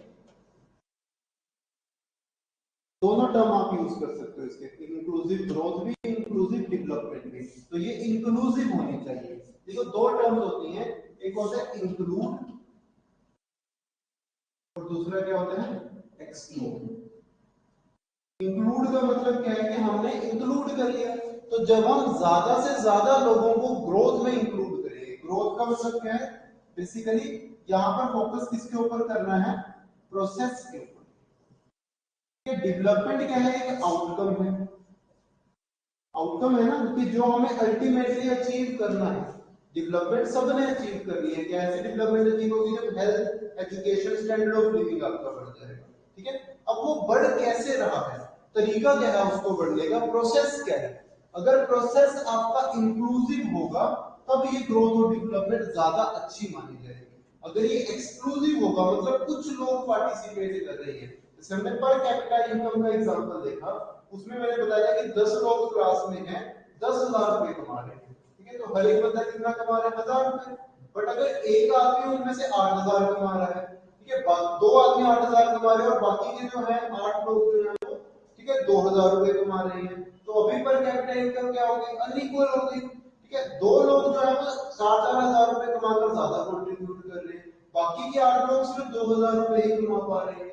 तो ये तो सही नहीं हुआ ना। इंक्लूसिव तो हम वो बोलेंगे जब सभी हजार हजार कमाते थे, 3,000 कमाए, 4,000 कमाए, सबकी ग्रोथ। तो जब हम सबकी बात यहाँ पर करते हैं, सब में क्या आ जाते हैं, ठीक है, मेल फीमेल दोनों। ये नहीं कि सिर्फ आपकी इकोनॉमी में जो मेल डोमिनेटिंग सोसाइटी है, पैट्रियार्कल सोसाइटी जिसको बोलते हैं, 50% ऑफ द वर्क फोर्स को बाहर रखा जाता है, पार्टिसिपेट ही नहीं करने दिया जाता। ठीक है, जेंडर बेस्ड डिस्क्रिमिनेशन हो रही है। ठीक है, लोअर क्लास के लोगों के लिए अपॉर्चुनिटीज अवेलेबल नहीं है उस बेसिस पे, तब भी हम बोलेंगे कि इंक्लूसिव ग्रोथ नहीं है। ठीक है, जैसे हमने कैपिटलिस्टिक सोसाइटी में देखा था, कैपिटलिस्टिक सोसाइटी में कौन ग्रोथ कर रहे थे, जो ओनर है फैक्टरीज ऑफ प्रोडक्शन के। मेजॉरिटी ऑफ बेस जो हम बनता है, ऐसे बोलते हैं कि जो कैपिटलिस्टिक सोसाइटी है वो पिरामिडल शेप में है, जो टॉप वाले हैं ये तो अमीर होते जाते हैं, जो मेजॉरिटी ऑफ वर्कर्स हैं वो क्या है, गरीब हो रहे हैं। तो ग्रोथ कब बोलेंगे, जब ये सभी के सभी इकट्ठे डेवलप कर रहे हैं। उस ग्रोथ को क्या बोला जाएगा, इंक्लूसिव ग्रोथ। इंक्लूसिव ग्रोथ वो है कि जब ग्रोथ का प्रोसेस सबको इंक्लूड कर रहा है, किसी को एक्सक्लूड नहीं कर रहा। ठीक है ना, तो हमने प्रोसेस के ऊपर भी काम करना है और साथ में आउटकम के ऊपर भी काम करना है। ठीक है, मैंने समझना डेडिकेट करवा दूंगा। अब प्रोसेस कैसे ठीक कर सकते हैं हम, ठीक है, प्रोसेस को कैसे ठीक किया जा सकता है। सबसे पहला प्रोसेस आपका क्या होना चाहिए, पार्टिसिपेशन। ठीक है, कि प्रोसेस ऑफ ग्रोथ में पार्टिसिपेशन को बढ़ाना है। किसकी पार्टिसिपेशन को बढ़ाना है? इम्पोर्टेंट की, जो लोग एक्सक्लूड हो गए हैं अभी तक, सबकी पार्टिसिपेशन को हमने बढ़ाना है। जितनी ज्यादा पार्टिसिपेशन बढ़ेगी उतनी ज्यादा ग्रोथ और डेवलपमेंट को हम क्या बोलेंगे? इंक्लूसिव ग्रोथ है। ठीक है, अब पार्टिसिपेशन दो तरीके से बढ़ सकती है। एक है एम्प्लॉयमेंट जनरेशन, ठीक है, दूसरा होता है employability.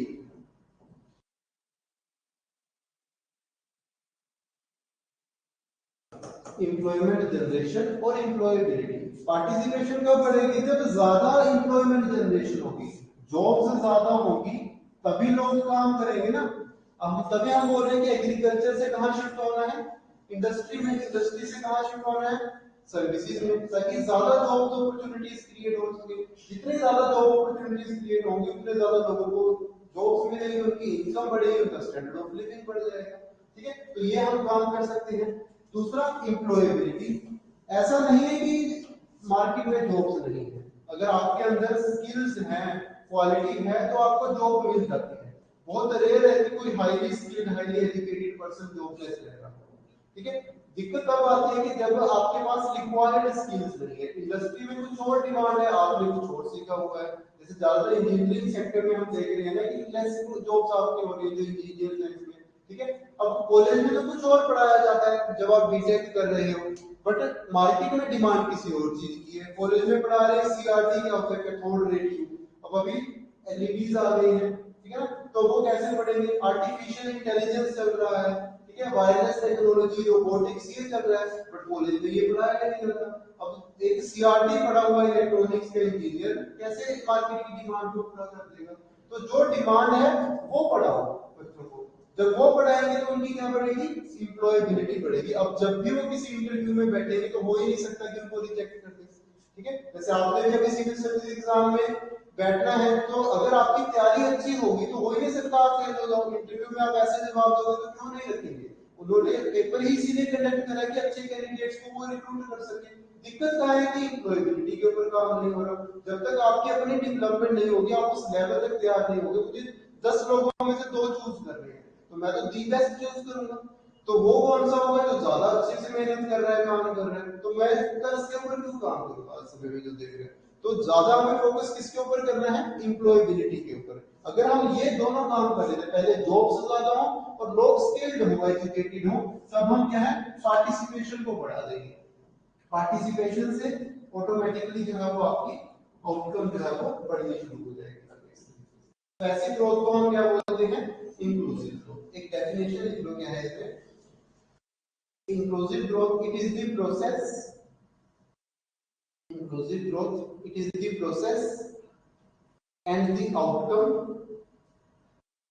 it is the process and the outcome where all group of people,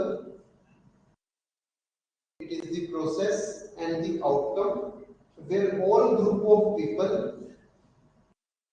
have participated, where all group of people have participated in the organization of growth, where all group of people have participated in the organization of growth and have benefited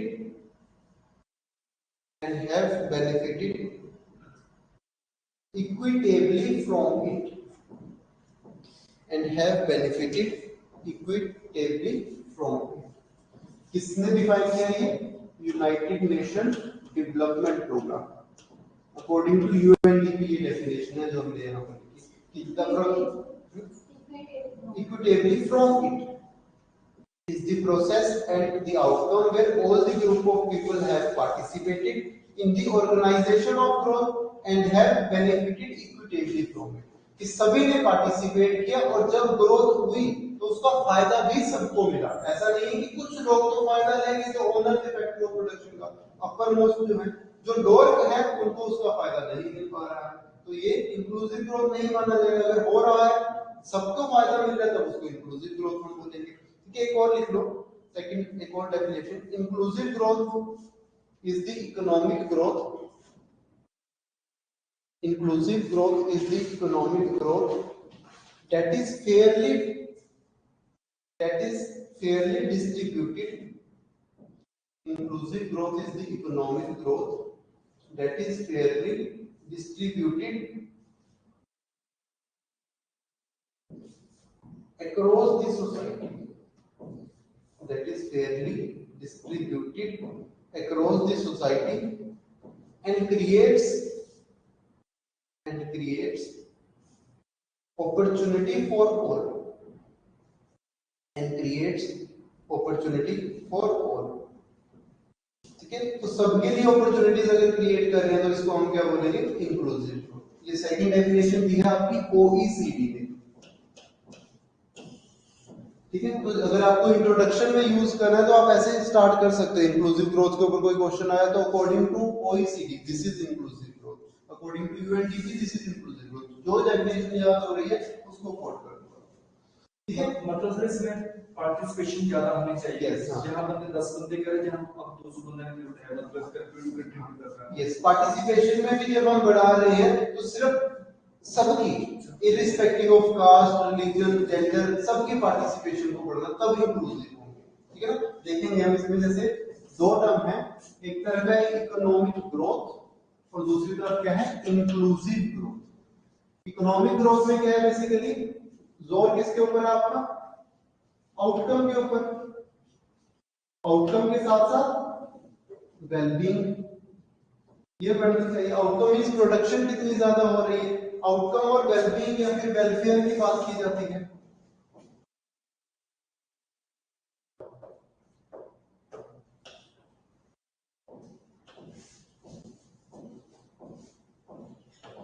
ठीक है, यहां पर process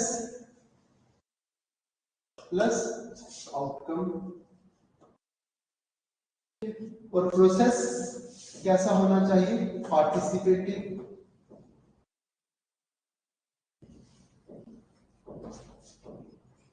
process should be participative.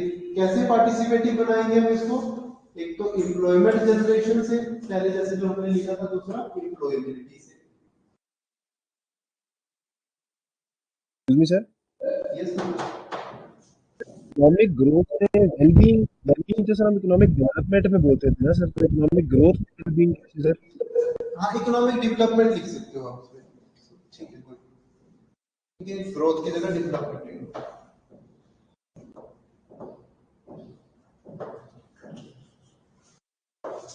Economic development, progressive हमने आगे बढ़ना है, development से growth में। तो यहाँ पर आउटकम के साथ वेलबींग, वेलफेयर बढ़े। यहाँ पर प्रोसेस जो है वो पार्टिसिपेटिव होना चाहिए, एम्प्लॉयमेंट जनरेशन होनी चाहिए इस बेसिस के ऊपर। ठीक है, अब एक तो ये तरीका है, दूसरा देखो तरीका है आपका इकोनॉमिक डेवलपमेंट और इंक्लूसिव ग्रोथ। इसका एक तरीका होता है जिसको हम बोलते हैं रीडिस्ट्रीब्यूटिव मेजर्स। ठीक है, रीडिस्ट्रीब्यूटिव मेजर्स। रीडिस्ट्रीब्यूटिव मेजर्स क्या होते हैं? जब सरकार लोगों को दे रही है, कुछ सरकार आपको सब्सिडी दे रही है, ठीक है, या फिर वेलफेयर पेमेंट। ठीक है, सरकार आपको कोई अलाउंस या फंड प्रोवाइड कर रही है, तो इसको हम क्या बोलते हैं? Redistributive measures. रीडिस्ट्रीब्यूशन का मतलब क्या है कि जैसे हमने सोशलिस्टिक सोसाइटी में क्या देखा था? सोशलिज्म में क्या होता है? From each according to his capacity to each according to his need. जो ज्यादा कमा रहा है उसे ज्यादा दे दो, जो कम कमा रहा है उसको दे दो, जिसकी ज्यादा जरूरत है। सरकार यही करती है, हमसे टैक्स लेती है जो ज्यादा कमा रहे हैं, जो नहीं कमा रहे हैं उनको बेसिक कम्युनिटीज प्रोवाइड की जाती है सब्सिडाइज्ड रेट्स के ऊपर। तो क्या उससे डेवलपमेंट आएगी? डेवलपमेंट आ सकती है, क्योंकि डेवलपमेंट का मतलब क्या है? सिर्फ health, education, standard of living बढ़ने हैं। फ्री ऑफ कॉस्ट स्कूल में एजुकेशन दी जा रही है गवर्नमेंट स्कूल में, तो एजुकेशन स्टैंडर्ड बढ़ जाएगा बच्चों का। Free of cost health standard facilities provide की जाती है गवर्नमेंट हॉस्पिटल में, तो हेल्थ स्टैंडर्ड भी इंप्रूव होंगे। कोविड-19 आया, सरकार ने फ्री में वैक्सीन लगा दी, तो डेवलपमेंट तो हो रही है ना उसमें। बट क्या ये डेवलपमेंट इंक्लूसिव है? पार्टिसिपेशन बढ़ रही है लोगों की, पार्टिसिपेशन नहीं बढ़ रही ना, पार्टिसिपेशन तब बढ़ेगी जब मैं काम करके ये सारी चीजें खुद कमाऊंगा। तो ज्यादा बेहतर कौन सा है, सरकार फ्री में चीजें दे दे या फिर मेरे को नौकरी दे दे। ठीक है, अगर सरकार मुझे जॉब दे देगी तो मैं स्कूल की फीस पर भरने में मुझे कोई दिक्कत नहीं है अपने बच्चों की, हॉस्पिटल में डॉक्टर को फीस देने में कोई दिक्कत नहीं है। दिक्कत तब आती है जब काम नहीं है, बेरोजगारी है और फिर ये चीजें मैं नहीं दे पा रहा। तो जब तक बेरोजगारी है तब तक सरकार की रिस्पॉन्सिबिलिटी बढ़ेगी। ज्यादा बेहतर तरीका क्या है, रोजगार पैदा करो, सबको रोजगार दो, उनकी एम्प्लॉयमेंट जनरेशन करो और प्रोसेस के ऊपर काम करो। लोग खुद डेवलपमेंट अचीव कर लेंगे क्योंकि हर कोई अपनी लाइफ में आगे ही प्रोग्रेस करने की कोशिश करता है। तो अगर आप अपने ऊपर रिलाई कर रहे हो तो वो गलत है। तो इन रीडिस्ट्रीब्यूटिव मेजर्स से इंक्लूसिव ग्रोथ होती है, नहीं होती। डेवलपमेंट होती है, हाँ डेवलपमेंट हो रही है। ठीक है, दिक्कत क्या है, क्या ये सस्टेनेबल है?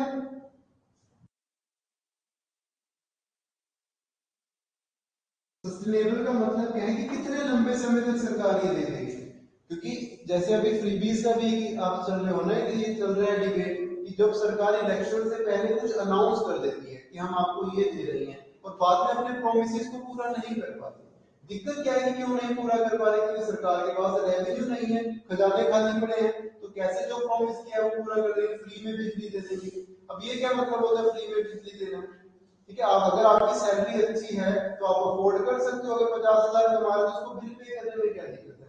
फ्री में देने की जरूरत तभी पड़ी ना कि लोगों के पास काम नहीं है, तभी आप फ्री में दे रहे हो। नहीं तो कोई, अगर आप अच्छा कमा रहे हो तो आप क्यों एलपीजी, जैसे आपने देखा ना एलपीजी सिलेंडर में सब्सिडी दी जाती थी, तो गवर्नमेंट ने बोला कि सबको देंगे, जो छोड़ना चाहता है वो छोड़ दे। तो छोड़ेगा कौन? जिसके पास आमदन है उस तरीके से। तो आप ऐसे कर सकते हो, बिकॉज ज्यादा लंबे समय तक सरकार ये चीजें नहीं प्रोवाइड करेगी। एक समय ऐसा आएगा कि जब बंद करना ही पड़ेगा इन चीजों को, तो ये सस्टेनेबल नहीं है। बट अगर मुझे नौकरी मिल गई तो सस्टेनेबल है, सस्टेनेबल है ना। अब मेरे पास पैसे या रेगुलर इनकम आती है तो मैं आऊंगा। जैसे आपने देखा होगा कि प्रधानमंत्री उज्ज्वला योजना के थ्रू एलपीजी सिलेंडर डिस्ट्रीब्यूट किए गए। सरकार क्या चाहती थी कि लोग जो है वो वुड पाउडर केक से जगह क्लीन फ्यूल को यूज करें। तो उन्होंने बोला कि शायद एक हेजिटेशन है कि लोग जो है चूल्हे को छोड़कर गैस के ऊपर नहीं शिफ्ट हो सकते। सरकार ने क्या बोला कि अब हम आपको गैस सिलेंडर भी देंगे और पहला सिलेंडर फ्री देंगे। तो सबने ले लिया जो फ्री वाला आया था। उसके बाद जब देखा कि सिलेंडर की प्राइस 1000 से ज्यादा हो गए तो उन्होंने उसको साइड में रखा, फिर से चूल्हा जलाना शुरू कर दिया। दिक्कत क्या थी, अब सरकार दूसरा सिलेंडर फ्री में नहीं दे सकती थी बिकॉज सस्टेनेबल नहीं है। ठीक है, और अगर उसी की जगह के ऊपर सरकार नौकरियां दे देती तो वो कौन चाहेगा? ठीक है, अगर मेरे यहाँ पर मैं अच्छा कमा रहा हूँ उसके बाद भी मेरी फैमिली जो घर वाले हैं वो चूल्हे पे खाना बनाए, कोई नहीं ऐसा चाहता उसमें। तो ज्यादा ही बेहतर क्या है, इंक्लूसिव ग्रोथ। तो गवर्नमेंट को इसके ऊपर फोकस करना और सरकार कर भी रही है। तो ये शॉर्ट टर्म मेजर्स होते हैं रीडिस्ट्रीब्यूटिव मेजर्स, ऐसे ग्रो करेगा समझ लीजिए। एक तरफ इंक्लूसिव ग्रोथ और दूसरी तरफ, एक तरफ डेवलपमेंट और दूसरी तरफ growth. Redistributive measure means providing subsidies welfare payment to the people. अगर आप ये दोगे तो इकोनॉमिक डेवलपमेंट हो जाएगी, बट इस ग्रोथ भी हो जाएगी। इस ग्रोथ को इंक्लूसिव नहीं बोलेंगे। इंक्लूसिव ग्रोथ तब बोलेंगे जब आप पार्टिसिपेशन के ऊपर काम करोगे, एम्प्लॉयमेंट जनरेशन और एम्प्लॉयबिलिटी के ऊपर काम करोगे। तो ये डिमांड है उसकी। ठीक है ना, नोट डाउन कर लो इसको। Then, चले आगे। There are certain components of inclusive. Yes. Sir जैसे हम बात कर रहे हैं अभी इसकी इंक्लूसिव ग्रोथ की, तो जैसे मनरेगा है सर, तो मनरेगा को हम इंक्लूसिव ग्रोथ में इंक्लूड करेंगे ना सर? हाँ जी, इंक्लूसिव ग्रोथ में होंगे बिकॉज वहां पर काम दे रहे हो, फ्री में नहीं कुछ दे रहे। अगर आप काम करोगे तो आपको पैसे मिलेंगे। और ये देखा गया, ठीक है, एक चीज आप नोट करो, ईडीएस सिस्टम के थ्रू सरकार क्या देती थी? फ्री में या सब्सिडाइज खाना 2 रुपए किलो 3 रुपए किलो व्हीट राइस डिस्ट्रीब्यूट कर रही है। और ये भी देखा गया कि कुछ लोग उस रेट के ऊपर भी नहीं खरीद पाते, कि सस्ता 2 रुपए 3 रुपए किलो अनाज दिया जा रहा है फिर भी लोग नहीं खरीद पा रहे हैं। जब उनको मनरेगा के थ्रू काम मिला तब उन्होंने पीडीएस के थ्रू परचेज करना भी ज्यादा कर दिया। ठीक है ना, तो उससे डेवलपमेंट आ रही थी बट फिर भी लोग नहीं खरीद पा रहे थे इतना सब्सिडाइज करने के बाद भी। ठीक है, बट जब मनरेगा आया तो मनरेगा के बाद पीडीएस के थ्रू प्रोक्योरमेंट बढ़नी शुरू हो गई तो लोगों ने खरीदना शुरू हो गया। तो मनरेगा इंक्लूसिव ग्रोथ का एक हिस्सा है जहां पर अनस्किल्ड लोगों को जो है आप रूरल एरिया में रोजगार देते हो, ठीक है। तो ऐसी जॉब अपॉर्चुनिटीज क्रिएट करने की जरूरत है, ठीक है। Then components of inclusive growth, सबसे पहला employment generation,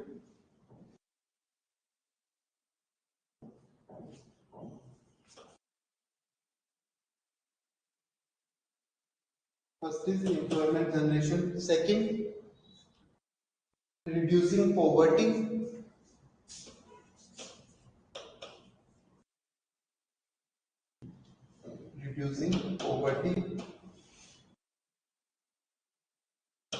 the third equal opportunities for all,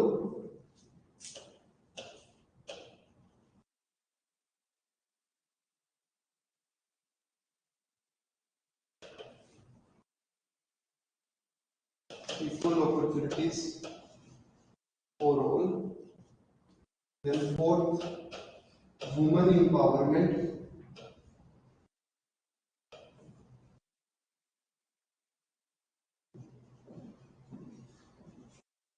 okay, women empowerment, then governance,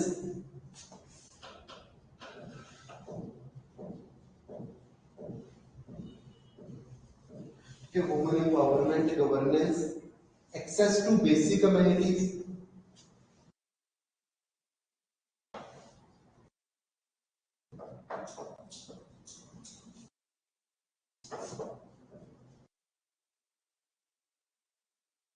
basic amenities में फूड, क्लॉथ, शेल्टर, एजुकेशन, ये सारी चीजें, ठीक है। एक लास्ट इसमें लिख लो स्किल डेवलपमेंट, स्किल डेवलपमेंट। वैसे तो दो ही मेन कंपोनेंट हैं इंक्लूसिव ग्रोथ के, एम्प्लॉयमेंट जनरेशन एंड एम्प्लॉयबिलिटी, जिससे पार्टिसिपेशन बढ़ती है, बट कुछ बुक्स में ये और ज्यादा फैक्टर्स भी कवर किए जाते हैं। थोड़ा सा आइडिया होना चाहिए कि इन लाइंस में भी हम बात कर सकते हैं। एम्प्लॉयमेंट जनरेशन तो क्लियर है, स्किल डेवलपमेंट में एम्प्लॉयबिलिटी, दोनों चीजें हो जाएंगी जो भी हमने देखी थी। रिड्यूसिंग पॉवर्टी, रिड्यूसिंग पॉवर्टी का मतलब क्या है कि जब एम्प्लॉयमेंट जनरेशन होगी, स्किल डेवलपमेंट होगी, तो लोगों को रोजगार मिलेगा, रोजगार मिलेगा तो उनकी आमदन बढ़ेगी, इनकम बढ़ेगी, तो वो अपने आप को गरीबी से बाहर आ जाएंगे, ये है। Than equal opportunities for all, अब आपने जॉब क्रिएट कर दी, ठीक है, बट वहां पर डिस्क्रिमिनेशन होता है रेस के ऊपर, रिलीजन के ऊपर, कास्ट के ऊपर, ये वाली जॉब्स सिर्फ ब्राह्मण कर सकते हैं, क्षत्रिय कर सकते हैं, शूद्रास नहीं कर सकते, या फिर सिर्फ मेल्स कर सकते हैं, फीमेल्स नहीं कर सकते, ऐसा भी होता है ना सोसाइटी में। तो अगर कुछ सेक्टर उसको लेकर जाएंगे तो अब भी उसको इंक्लूसिव नहीं माना जाएगा, सबकी ग्रोथ करवानी है मुझे, irrespective of race, religion, caste, gender, ही होना चाहिए, ठीक है।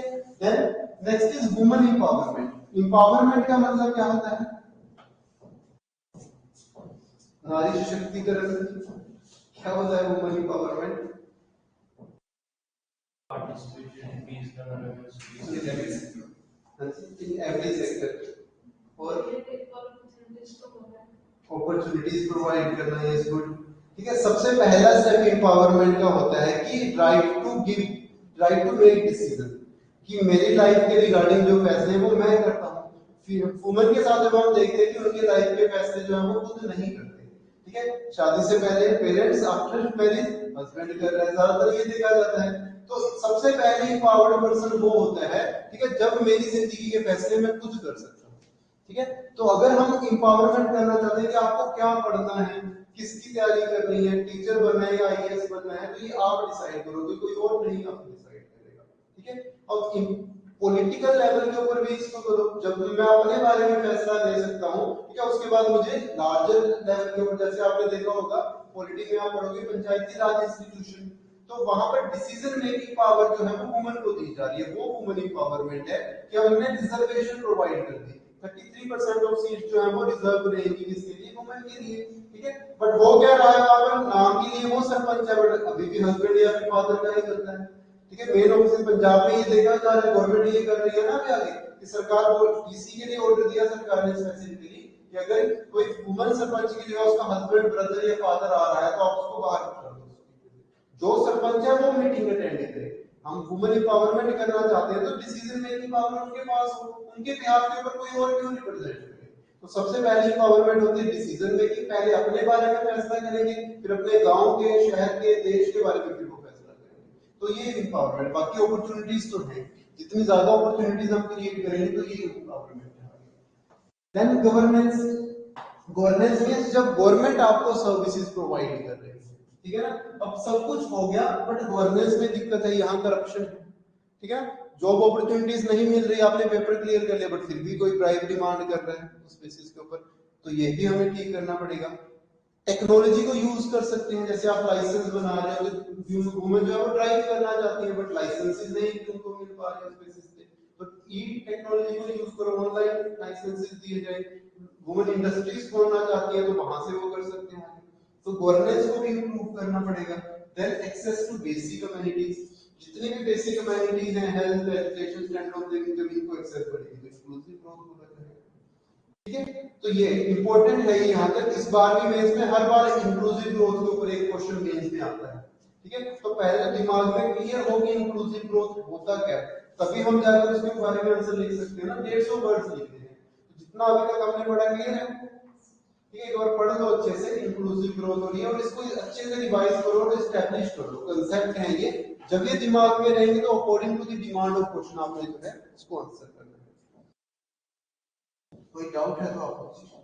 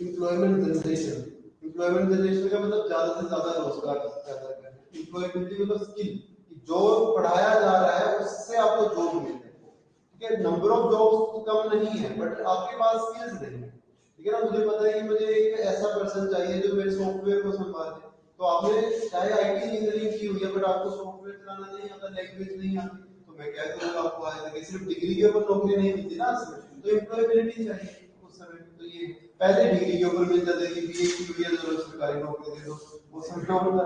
अब एम्प्लॉयबिलिटी के ऊपर फोकस करो तो टाइम में चेंज आ रहे हैं, उसको भी आप चेंज करना।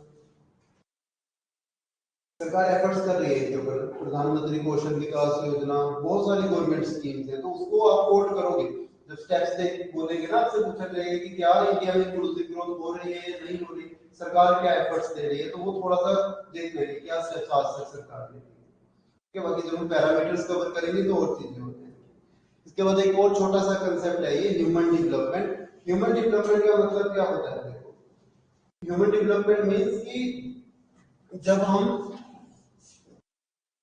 ह्यूमन बींग्स के अकॉर्डिंगली हम जब चीजों को यहाँ पर देख रहे हैं कि सिर्फ आपने सोसाइटी की बात नहीं करनी, इंडिविजुअल की बात करनी है, ठीक है। एक लिखो स्टेटमेंट इसमें क्या है, it is the process of widening, human development is the process of widening people's choices, is the process of widening people's choices as well as is the process of widening people's choices as well as raising the level of well-being, is the process of widening people's choices as well as raising the level of well-being। UNDP ने define किया है human development को। सबसे पहला हम human beings की choice को बढ़ाना है और उसके वेलबीइंग को बढ़ाना है। चॉइस कब बढ़ती है, जब उसकी कैपेबिलिटी बढ़ती है।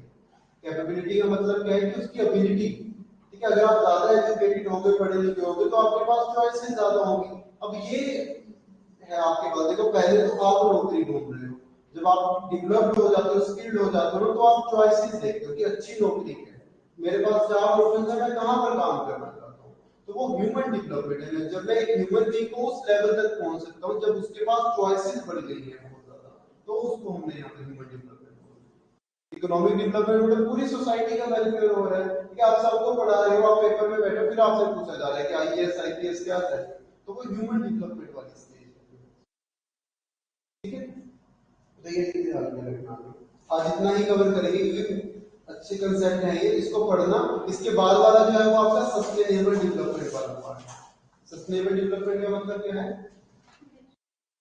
नेचुरल रिसोर्सेज के साथ उसको हम देखेंगे, साथ में रिसोर्सेज का भी ध्यान देंगे, वो भी इंपॉर्टेंट है, उसको भी हम कवर करेंगे। कोई डाउट है तो यहाँ तक आप पूछो, बट ये है कि मेनली पढ़ना है और रिवाइज करना है चीजों को। जितना ज्यादा आप पढ़ोगे और रिवाइज करोगे उतना ज्यादा कंसोलिडेट होगा और उतना ज्यादा आसान रहेगा। ठीक है, यहाँ तक रिवाइज करेगा, बाकी नेक्स्ट क्लास में